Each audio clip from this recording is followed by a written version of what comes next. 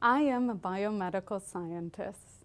I have to admit, it still surprises me to hear myself say that because I never imagined myself to be one.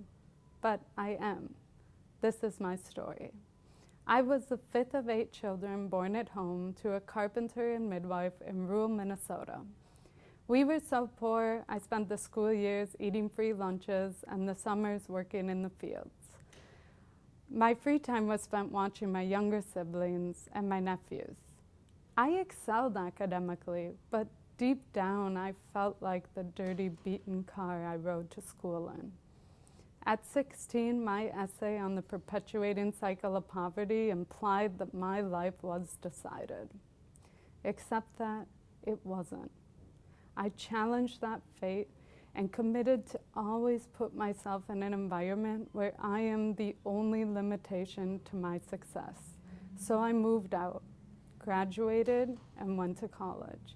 I had no idea I'd be a scientist. In college, I remember learning minute details about the human body and was fascinated by them. I needed to know more. So I studied, worked a few jobs, was accepted into a program for low-income, first-generation college students, and I got into graduate school. Then about a year in, I was sitting in seminar, and it was silent.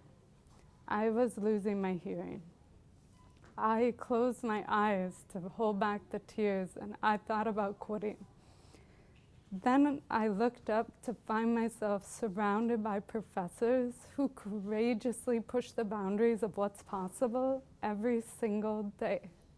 They believed in me and were there to serve as mentors and role models through all of life's struggles.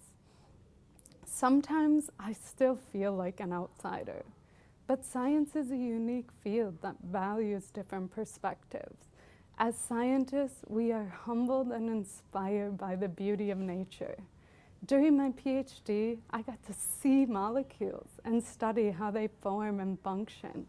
And now I'm working in the lab of a world-renowned scientist to understand how molecular changes in the cell lead to symptoms we see in patients.